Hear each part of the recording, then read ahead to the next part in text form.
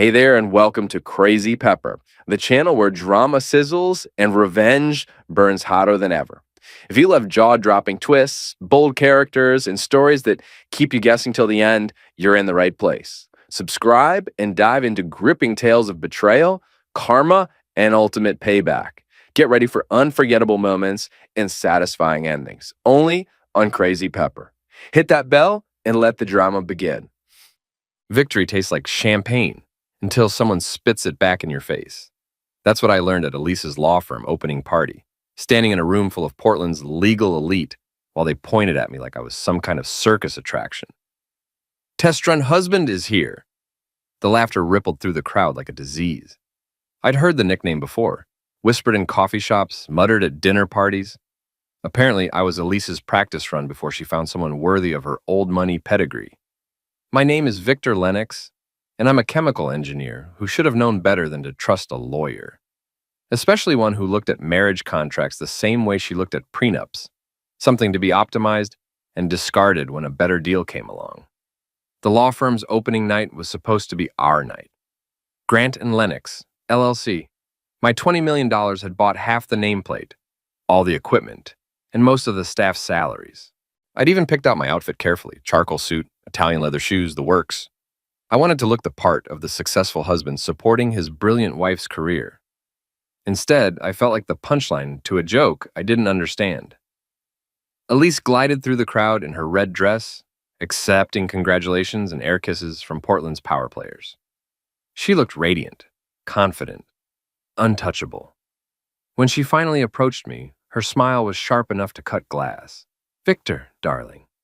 She handed me a gold-embossed envelope with the firm's letterhead. "I have something for you." The room quieted. Conversations died mid-sentence. Even the catering staff stopped moving. Everyone was watching, waiting for the show. "The first official job of my firm," Elise announced loud enough for the nearest 20 people to hear, "is handling our divorce. The papers are inside, sign them and leave." The envelope felt heavier than it should have. My fingers traced the embossed logo, the logo I'd paid for. Around us, the crowd held its collective breath, phones already appearing to capture whatever happened next. I looked at my wife of 7 years. Her green eyes were cold, calculating. This wasn't a moment of passion or a cry for help. This was a business transaction, executed with the precision of a hostile takeover. "Well," I said, loud enough for everyone to hear, "I always wanted to be the opening act. Didn't expect to be the clown." The laughter that followed felt like needles under my skin. But I didn't open the envelope. Instead, I slipped it into my jacket pocket and walked toward the exit. "Victor!" Elise's voice cracked like a whip. "Don't you dare embarrass me!" I stopped at the door and turned back. The entire party was watching now, a sea of faces eager for drama. Sasha Grant, Elise's best friend and law partner, had her phone out, probably live streaming to Instagram. Harper Lynn, the junior associate, looked uncomfortable but didn't look away. "Embarrass you?" I smiled. "Elise, I wouldn't dream of it. You're doing such a good job all by yourself." I walked out into the Portland night, leaving behind the sound of shocked whispers and nervous laughter. The October air was crisp, cutting through my suit jacket as I made my way to the parking garage. But I didn't go home. Instead, I sat in my car and made phone calls. First, I called the catering company. "This is Victor Lennox. Cancel the payment authorization for tonight's event." "Yes, I know it's in progress. Cancel it anyway." Next, the florist, then the venue coordinator, the photographer, the bar service. By the time I reached the bank's 24-hour customer service line, I was feeling something that might have been satisfaction.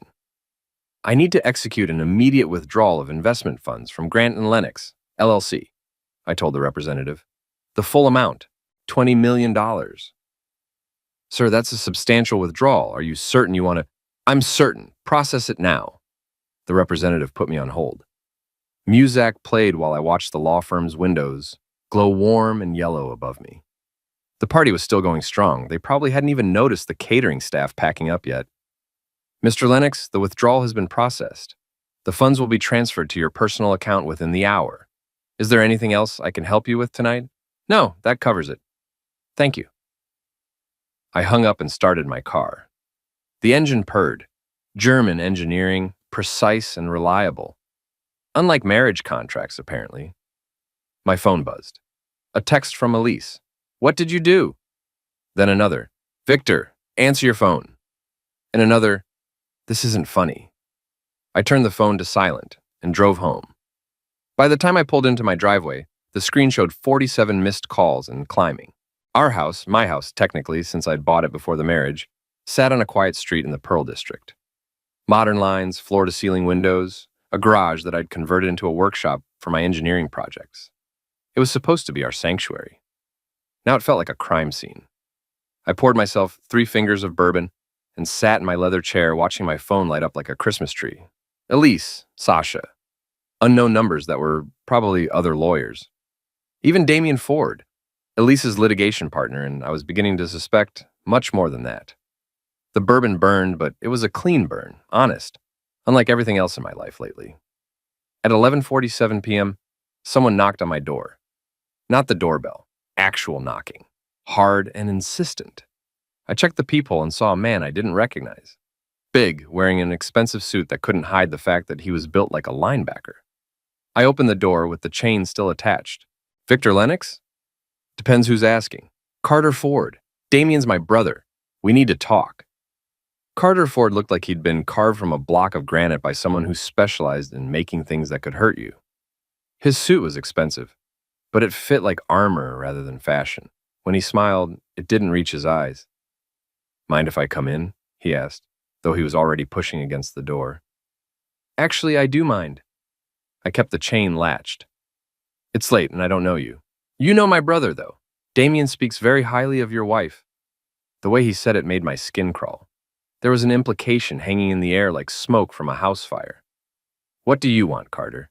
Just a friendly conversation about tonight's misunderstanding. See, you caused some problems at that party, made some people look bad. That's not a very neighborly. I could hear the threat underneath his words. This was supposed to be the part where I got scared, apologized, and promised to be a good boy. Instead, I found myself analyzing the situation like a chemical equation. Carter plus intimidation plus late-night visit equals someone who thought I was weak enough to push around. You know what's not very neighborly? I said. Showing up at someone's house at midnight to deliver veiled threats. But here we are. Carter's smile faded. Look, smart guy, here's how this works. You sign those divorce papers, you keep your mouth shut about tonight, and you stay away from Elise. Do that, and we don't have any problems. And if I don't, then we do have problems, big ones. I closed the door, slid off the chain, and opened it wide. Carter stepped inside, looking satisfied that he'd gotten his way. What he didn't know was that I'd just activated the security system's recording function. Every word we spoke was now being captured in high-definition audio and video. Nice place, Carter said, looking around. It must have cost a fortune. Be a shame if something happened to it. Is that a threat? It's a friendly observation.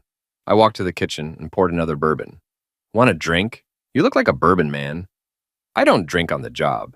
What job is that exactly? Professional intimidation? Freelance thuggery? Carter's jaw tightened. I'm a businessman, Lennox. I solve problems for people. What kind of problems? The kind you're about to become if you don't listen to reason. I sipped my bourbon and studied him. Carter was used to people backing down. He had the swagger of someone who'd never met real resistance. But I'd spent my career working with volatile chemicals and high-pressure systems. You learn not to flinch when things get dangerous? Here's the thing, Carter, I said. I'm a chemical engineer. I solve problems, too. Want to know the difference between your problems and mine? He didn't answer, but I could see I had his attention. When I solve a problem, it stays solved. No loose ends, no comebacks, no regrets. Are you threatening me? I'm educating you. See, you came here thinking you understood the situation, thinking I was some pushover husband who'd roll over if you growled loud enough. But you missed something important. What's that? I'm the one with $20 million and a very good memory for faces. Carter's confidence wavered for just a moment.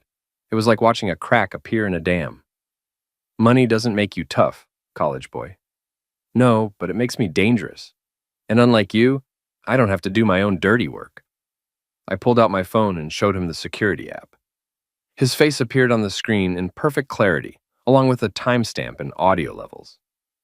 Smile, Carter. You're being recorded. Every threat, every intimidation tactic, Every word about making problems for me. All of it admissible in court. His face went red. You son of a... Careful, the microphones are very sensitive. Carter looked around the room, probably noticing the small cameras for the first time. Modern security systems are nearly invisible when properly installed, but once you know what to look for, they're everywhere. This conversation is over, he said. I agree, but before you go, let me give you some free advice. The next time you want to intimidate someone, do your homework first. Find out who you're dealing with. Because if you come to my house again, if you threaten me again, if you so much as look at me wrong on the street, I will make your life very complicated. How? I smiled. I'm a chemical engineer, Carter. I know how to make things explode, how to make things disappear, and how to make things smell so bad that hazmat teams won't go near them. I also know lawyers, judges, and people who owe me favors. Want to find out which approach I prefer? Carter headed for the door, but I wasn't finished. Oh, and Carter, tell your brother that if he wants to play house with my wife, he should probably invest in better security for his car. That BMW of his has a very sophisticated alarm system. Very sensitive. It would be terrible if someone figured out how to trigger it at, say, 3 in the morning. He slammed the door hard enough to rattle the windows. I watched through the peephole as he stalked to his car, a black Escalade that screamed, "Compensation issues!" As soon as he drove away, I opened my laptop and started researching.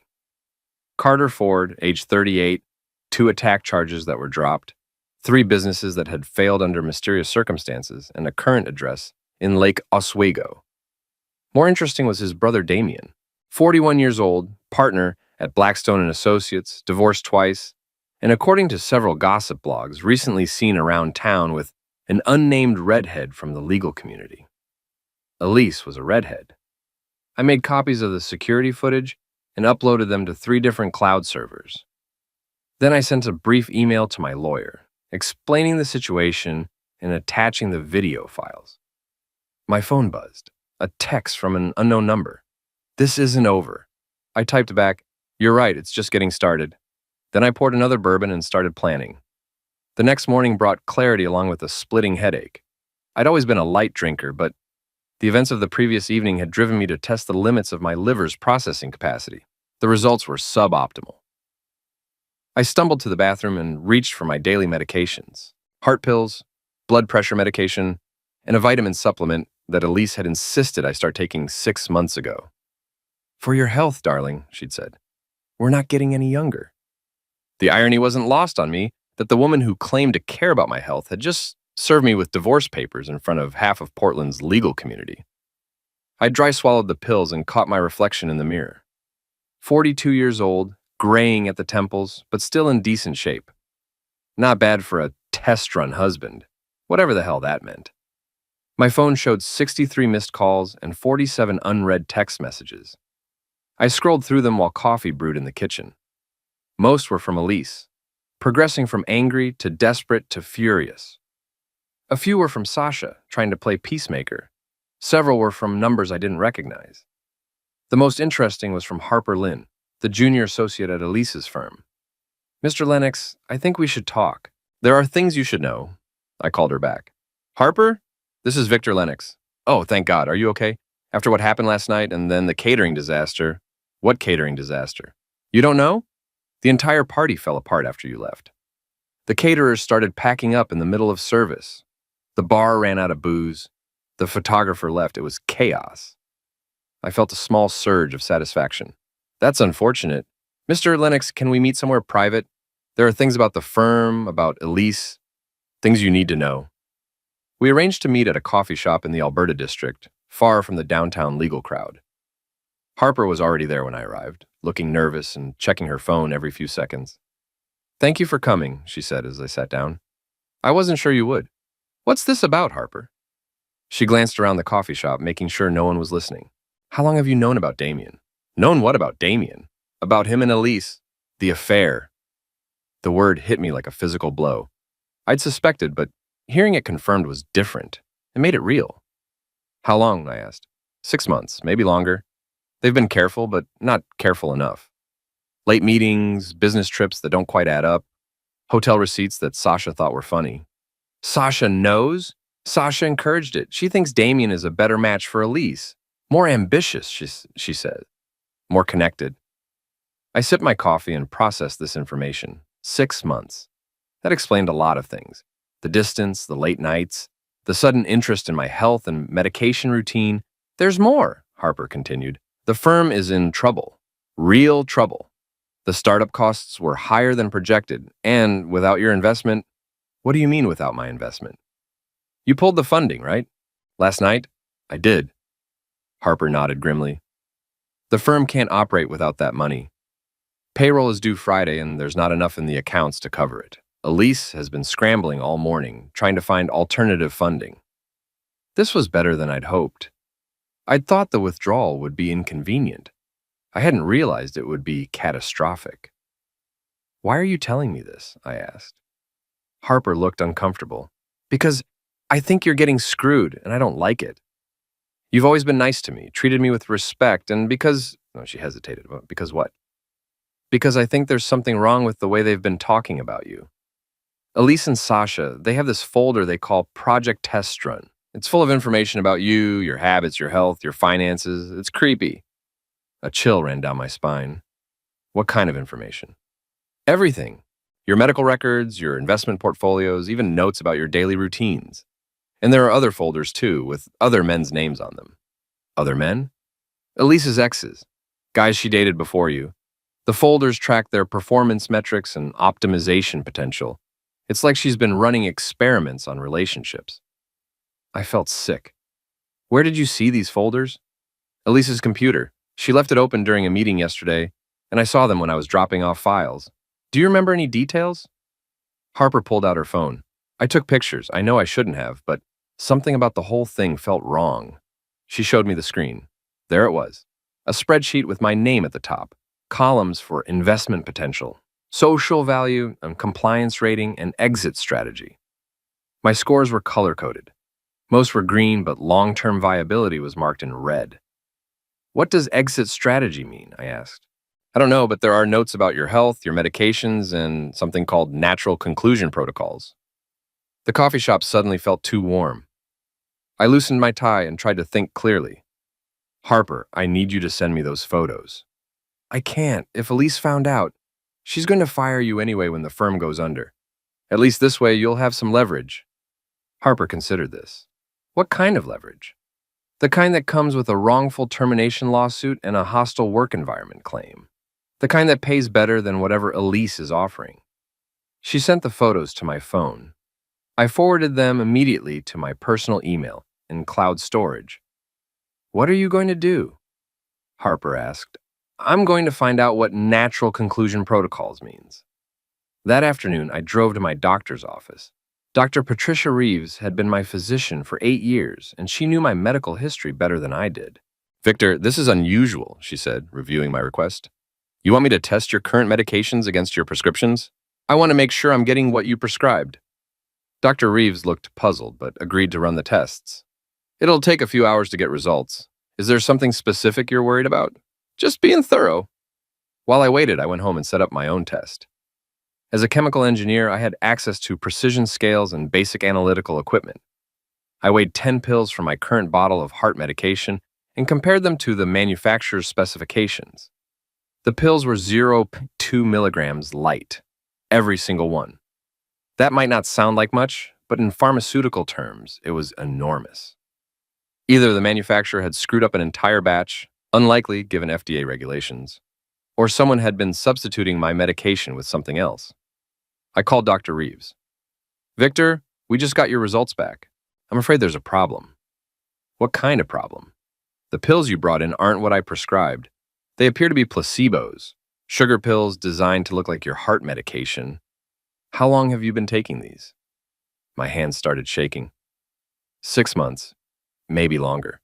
You need to come in immediately. If you've been without your heart medication for that long— I hung up and sat in my workshop, staring at the pill bottle. Someone had been slowly poisoning me. Not with toxins, but with their absence. Letting my heart condition worsen gradually, naturally, until the natural conclusion. My phone buzzed.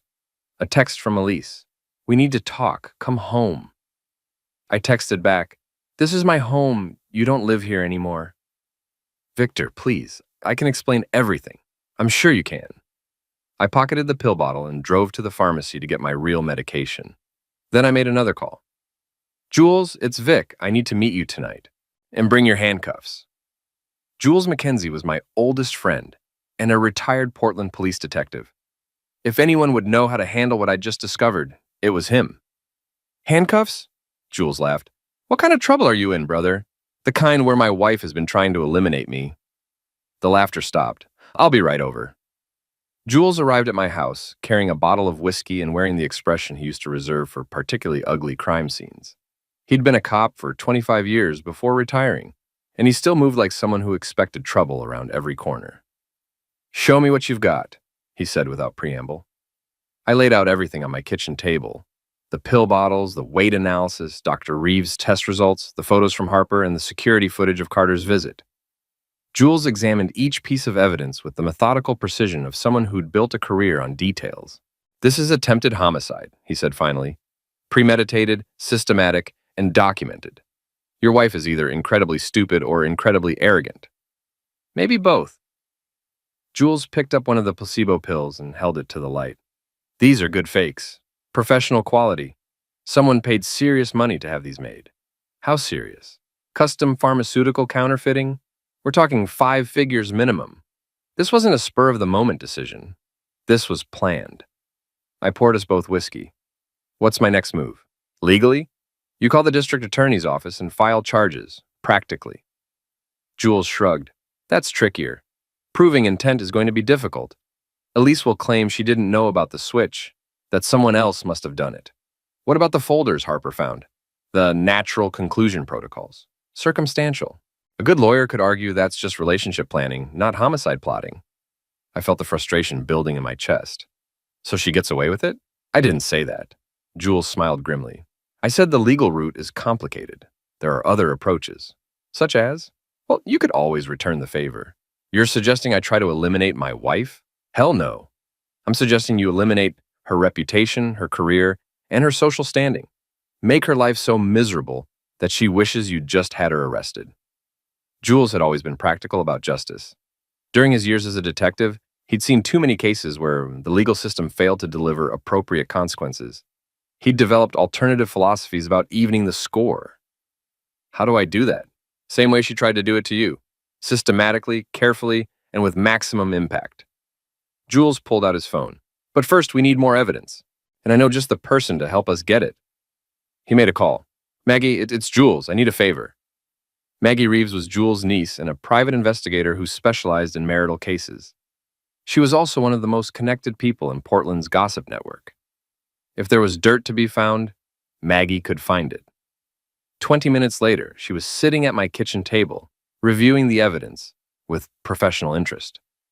This is good stuff, she said, photographing the pill bottles. But it's not enough to destroy someone completely. For that, we need to understand their vulnerabilities. What do you mean? Everyone has pressure points, things they care about more than anything else. For Elise, I'm guessing it's her reputation and her social status. For Damien, it's probably his ego and his business connections. Maggie opened her laptop and started typing. Let me show you what I found about your wife's boyfriend. The screen filled with information about Damien Ford. Financial records, court filings, social media posts, and what looked like surveillance photos. Damien has some interesting habits, Maggie continued. He owes money to the wrong people. He's been cutting corners on his legal work, and he has a tendency to lose his temper in public. How do you know all this? I've been investigating him for another client. Turns out he's been cheating on his girlfriend with your wife. I stared at her. His girlfriend? Miranda Walsh, interior designer, very connected in Portland society. She hired me 3 weeks ago to find out why Damien was being secretive. Jules laughed. So, he's cheating on his girlfriend with your wife, who's cheating on you with him. This gets better and better. It gets even better, Maggie said. Miranda's father is Judge Robert Walsh. Family court. Guess who's been handling some of Damien's cases? The pieces were falling into place. Damien wasn't just sleeping with Elise. He was using her to get access to inside information about cases, while simultaneously using his girlfriend's father to influence outcomes. It was a web of corruption that would destroy everyone involved if it came to light. What about Elise? I asked. What are her vulnerabilities? Her law license, her family's reputation, and her social circle, Maggie said. The Grants are old Portland money. They care more about appearances than almost anything else. If Elise gets publicly humiliated, especially in a way that reflects badly on the family name, they'll cut her off completely. How do we make that happen? Jules and Maggie exchanged a look. Carefully, Jules said, and with style. We spent the next 2 hours planning. The approach would be surgical, targeted, and devastating. We would use Elise's own methods against her, turning her systematic approach to relationship destruction into a blueprint for her downfall. Phase 1 would be financial pressure. I would not only maintain the withdrawal of my investment, but actively work to undermine the firm's other funding sources. Phase 2 would be social isolation. Using Maggie's connections and Harper's inside information, we would systematically destroy Elise's reputation within Portland's legal and social communities. Phase 3 would be the revelation of the affair and its implications. We would expose Damien's corruption in a way that implicated Elise as an accomplice. What about the attempted homicide? I asked. That's phase 4, Jules said. After everything else falls apart, after she's lost her career and her social standing, then we reveal that she tried to eliminate you. By then, no one will be surprised. And if she tries to retaliate? Maggie smiled. With what? By the time we're finished, she won't have any credibility left. We sealed the plan with another round of whiskey. As Jules and Maggie prepared to leave, my phone rang. The caller ID showed Elise's number. Answer it, Jules suggested. But keep it short. Hello, Elise. Victor, thank God, we need to talk. There's been a terrible misunderstanding. What kind of misunderstanding? About the divorce papers about last night. I was emotional, I wasn't thinking clearly. Can you come over? We can work this out. I looked at Jules, who was shaking his head. I don't think that's a good idea, Elise. I'm still processing what happened. Please, Victor, I love you. I made a mistake. The desperation in her voice was almost convincing. Almost. I'll think about it, I said, and hung up. She's panicking, Maggie observed. The firm's collapse must be hitting harder than expected. Good, I said. Let her panic. It's just the beginning. After they left, I sat in my workshop and examined the placebo pills under a magnifying glass. The craftsmanship was impressive. Perfect color matching, precise dimensions. Even the manufacturer's logo was reproduced accurately. Someone had invested serious time and money in trying to eliminate me. But they'd made one critical mistake. They'd underestimated me. I was a chemical engineer. I understood systems, processes, and chain reactions. And I was about to teach my wife and her lover a very expensive lesson about cause and effect. My phone buzzed with a text from an unknown number. Stop digging or you'll regret it. I texted back, oh, too late. I already regret marrying her.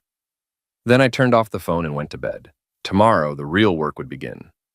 The next morning, I woke up with a clarity I hadn't felt in months. Maybe it was the real heart medication finally working its way through my system.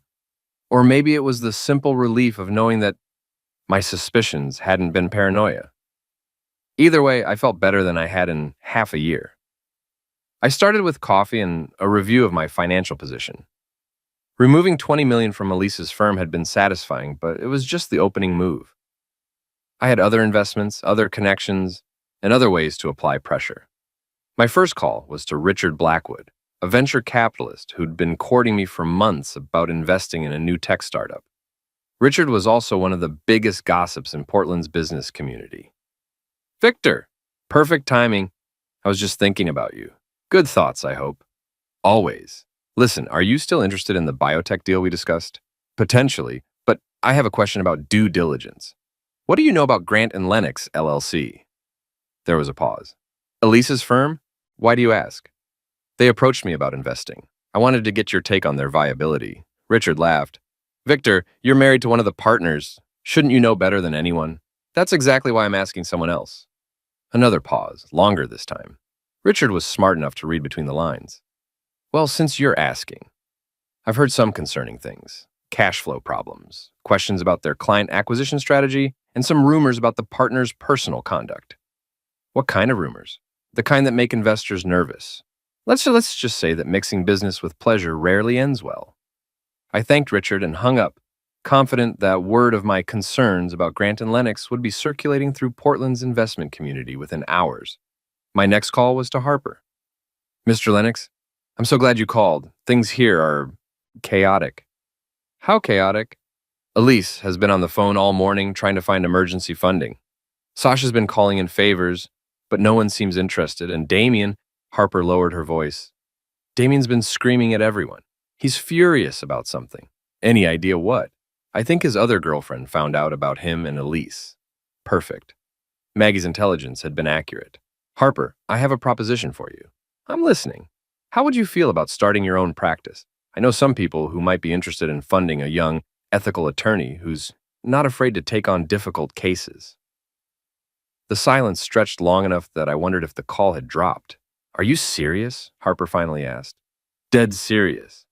But I'd need someone I could trust. Someone who understands the importance of loyalty and discretion. What would you need me to do? For now, just keep your eyes and ears open. Document everything you see and hear.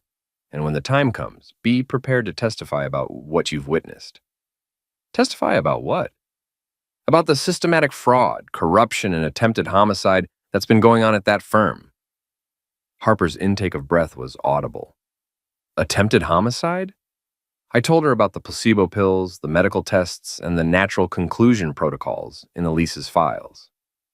Oh my God, Harper whispered. I helped her order those pills. She said they were for a client's case, something about pharmaceutical liability. She had me contact a lab in Vancouver that specializes in creating evidence for legal demonstrations. Do you have records of that order? I have everything. Emails, invoices, shipping records. I keep copies of all my work. Harper, you just became the most important witness in a homicide case. After we hung up, I drove to my lawyer's office. Patricia Chen was one of Portland's most respected criminal defense attorneys, which made her perfect for what I had in mind. Victor, I have to say, this is one of the most comprehensive evidence packages I've ever seen in a domestic case. Patricia had spent an hour reviewing everything I'd brought her: the medical evidence, the financial records, Harper's photographs, and the security footage of Carter's intimidation attempt. What are my options? I asked. Legally, you could file criminal charges right now. Attempted homicide, fraud, conspiracy. The district attorney would probably love a case this well documented. But criminal cases take time and they don't necessarily give you the outcome you want. Elise could plea bargain, get a suspended sentence, maybe even avoid jail time entirely if she has good lawyers. What's the alternative? Patricia smiled. Civil destruction. You sue everyone involved. Elise, Damien, the firm, maybe even Carter for intimidation. You file complaints with the State Bar Association. You make sure everyone knows exactly what happened and who was responsible. How long would that take? Months, maybe years?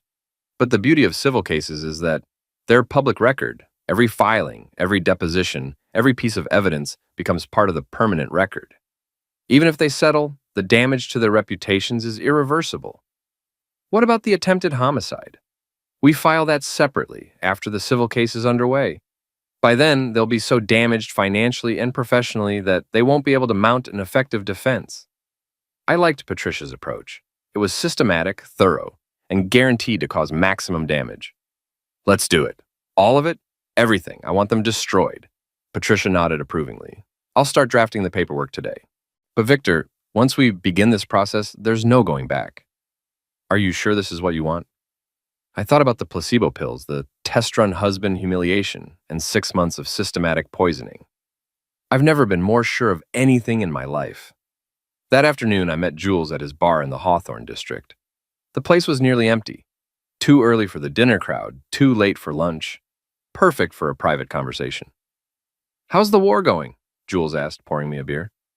Phase 1 is in motion. Word about the firm's problems is spreading. Harper's on board. My lawyer's preparing the nuclear option. What about Phase 2? That's where I need your help. I wanted to accelerate the social destruction. Jules grinned. What did you have in mind? Elise is hosting a fundraiser tomorrow night for the Children's Hospital. All of Portland's social elite will be there. I think it would be unfortunate if certain information about her recent activities became public knowledge at that event. What kind of information? I pulled out my phone and showed him the photos Harper had taken of Elise's project test run files. Jesus Christ, Jules whistled. She actually kept records of her relationship experiments, complete with performance metrics and optimization strategies. Apparently, I wasn't her first test subject. This is perfect. Nothing destroys a social climber faster than evidence that they've been treating people like lab rats. We spent the next hour planning the perfect revelation. It would be subtle, devastating, and impossible to trace back to me. What about Damien? Jules asked. Any word on how he's handling the Miranda situation? According to Harper, he's been making threats, losing his temper, and generally acting like a man whose carefully constructed life is falling apart. Good. Unstable people make mistakes, and mistakes create opportunities. As if summoned by our conversation, my phone buzzed with a text from an unknown number. Meet me at Pioneer Square in 1 hour. Come alone. Damien? Jules asked, reading over my shoulder. Has to be.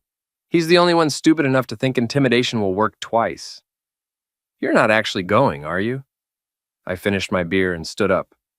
Of course I am, but I'm not going alone. Jules sighed and reached under the bar.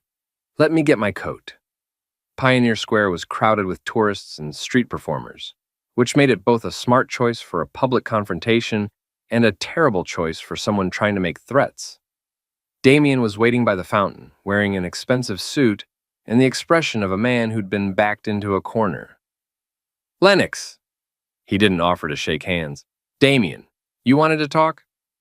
I want you to stop whatever game you're playing.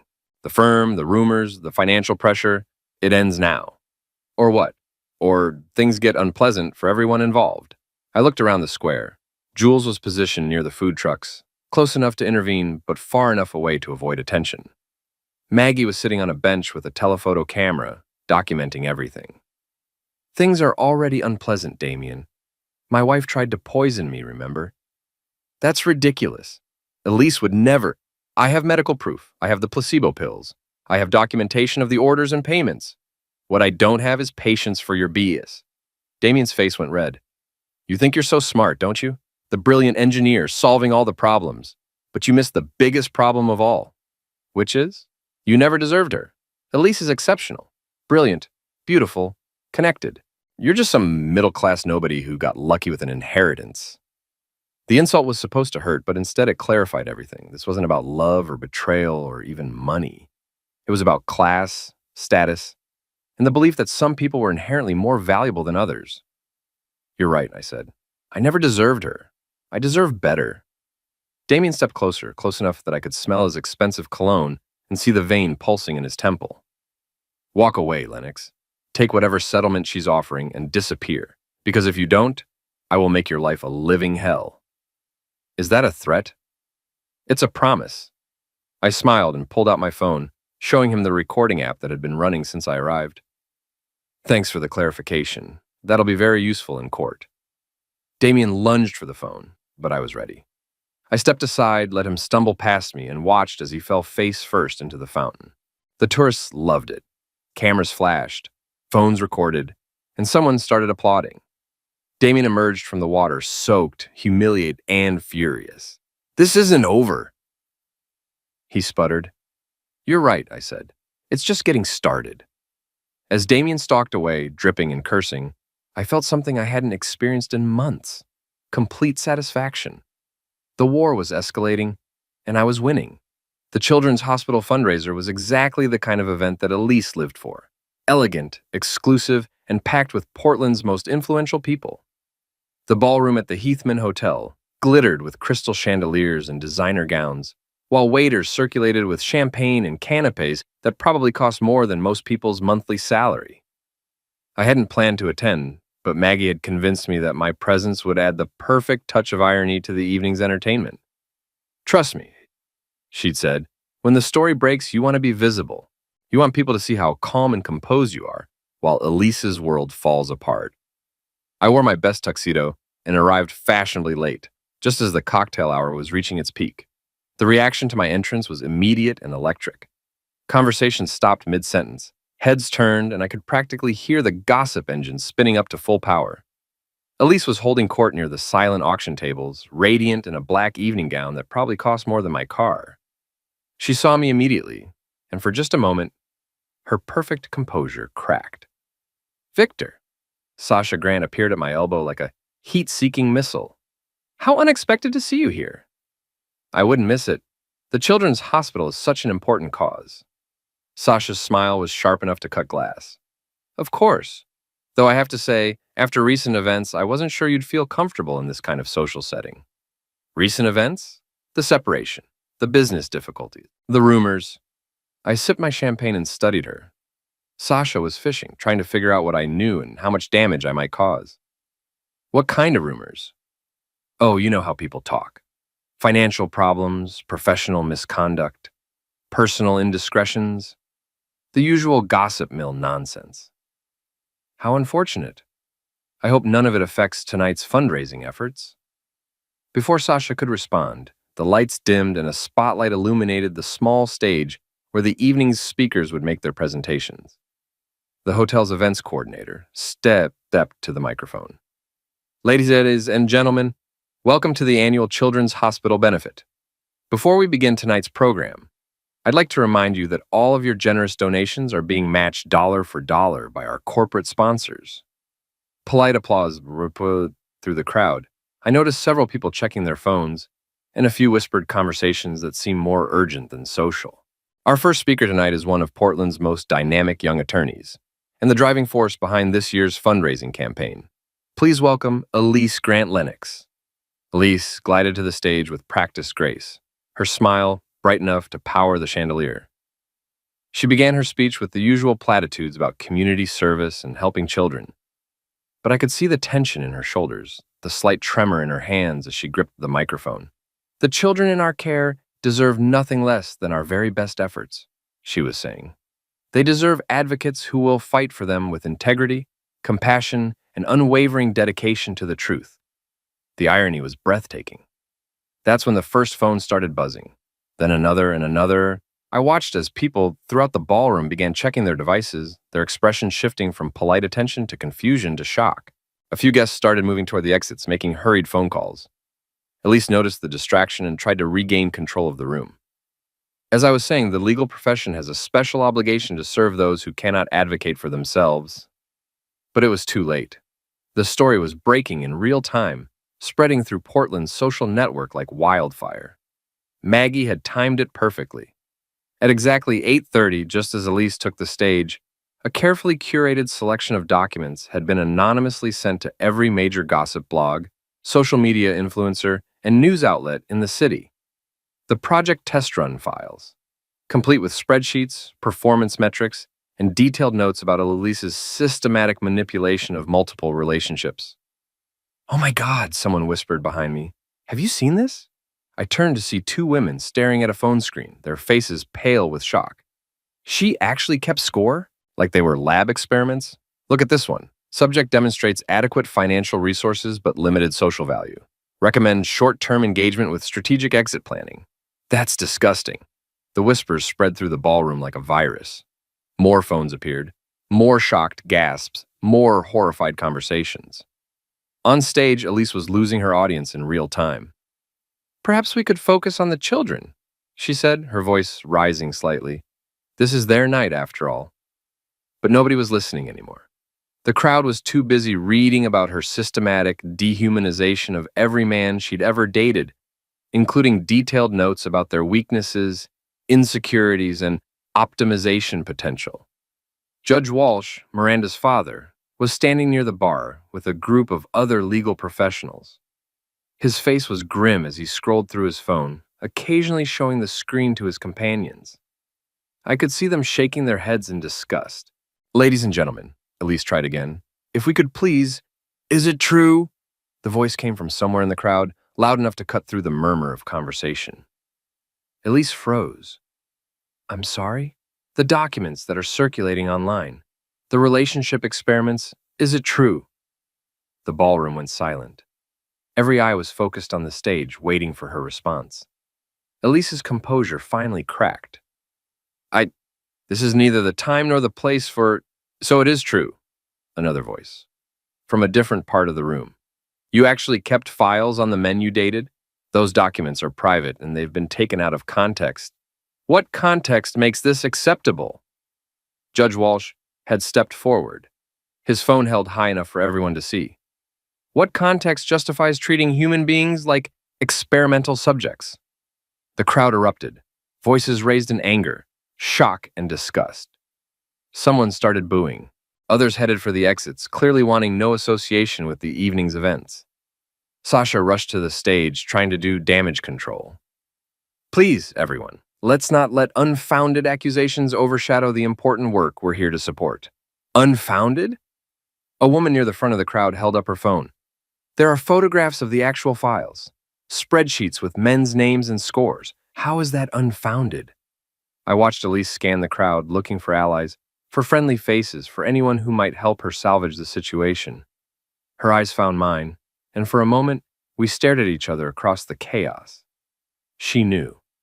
Somehow, she knew I was responsible for this. But knowing and proving were two different things. The fundraiser's over, someone announced. The hotel is asking everyone to leave. The exodus began immediately. Portland's social elite fled the ballroom like refugees from a natural disaster, eager to distance themselves from the scandal. I stayed until the end, watching Elise stand alone on the stage, her perfect evening dress, now looking like a costume from a play that had been canceled mid-performance. As I finally headed for the exit, Damien appeared beside me. His tuxedo was impeccable, but his face was haggard. "You did this," he said quietly. "Did what?" "Don't play stupid. The leaked files, the timing, the public humiliation. This has your fingerprints all over it." I stopped walking and turned to face him. "Damien, I'm a chemical engineer. I don't know anything about public relations or social media strategy. Bees. Besides, why would I need to sabotage Elise? According to those files, she's been sabotaging herself for years." Damien's jaw clenched. "This isn't over. You keep saying that, but every time you try to escalate, things get worse for you. Maybe you should consider a different strategy." "Like what?" "Like accepting responsibility for your actions and dealing with the consequences like an adult." I left him standing there and walked out into the Portland night. The air was crisp and clean, a sharp contrast to the toxic atmosphere I had just escaped. My phone buzzed with a text from Maggie. "Phase 2 complete. Social media engagement is off the charts. Elise is officially radioactive," I typed back. "What about Damien?" "Judge Walsh just fired him from 3 different cases. Word is spreading that anyone associated with the Project Test Run scandal is professionally compromised." Perfect. The social execution had been even more effective than we'd hoped. But I wasn't finished yet. Phase 3 was still to come, and it would be the most devastating of all. I drove home through empty streets, already planning the next move. Elise had taught me that relationships were just systems to be optimized and exploited. Now, I was going to show her what happened when someone better at systems engineering decided to optimize her destruction. The test run husband was about to become her final exam, and she was going to fail. 3 days after the fundraiser disaster, Elise called me. Her voice was different, smaller, more desperate than I'd ever heard it. "Victor, please, we need to talk. I thought we covered everything in your divorce papers." "Forget the divorce papers. Forget everything that's happened. I need your help." The desperation was almost convincing. Almost. "What kind of help?" "The firm is finished. The scandal, the leaked files, the client departures, we're hemorrhaging money and reputation. But if you came back, if we presented a united front, you want me to save the business you were planning to steal from me? I want us to save our marriage." I almost laughed. "Elise, you tried to poison me.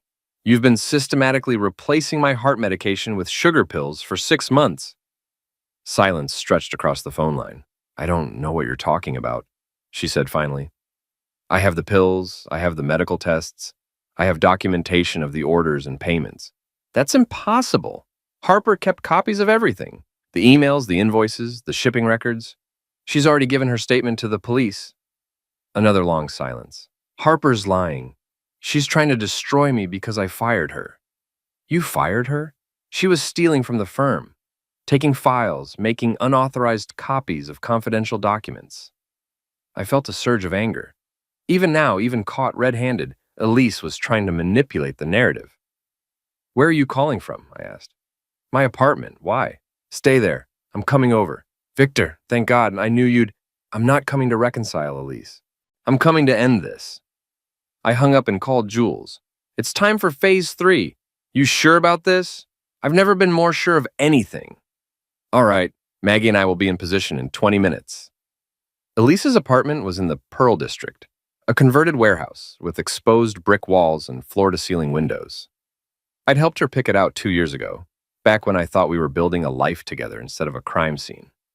She answered the door in jeans and a sweater, looking more vulnerable than I'd seen her in years. Her red hair was pulled back in a simple ponytail, and she wasn't wearing makeup. For a moment, she looked like the woman I'd fallen in love with. Thank you for coming, she said. Don't thank me yet. I followed her into the living room, noting the packed boxes stacked against the walls. She was preparing to run. Going somewhere? My parents think I should take some time away from Portland. Let things cool down. Smart, though I'm not sure anywhere is far enough. Elise sat on the couch and gestured for me to join her. I remained standing. Victor, I know things look bad right now, but we can fix this. We can fix us. How? We tell the truth. We explain that the files were taken out of context, that the medication thing was a misunderstanding. What misunderstanding? I thought you were taking too many pills. I was worried about dependency issues. I switched them out to help you. The lie was so brazen, so completely divorced from reality, that I felt something cold settle in my chest. You were helping me by giving me fake medication? I was trying to protect you from yourself. For 6 months? I didn't realize it had been that long. I pulled out my phone and started recording. Say that again? What? Explain again how you were protecting me by replacing my heart medication with placebos. Elise's eyes narrowed. Turn off the phone, Victor. No. Turn it off or I start screaming. The neighbors will call the police and I'll tell them you're threatening me.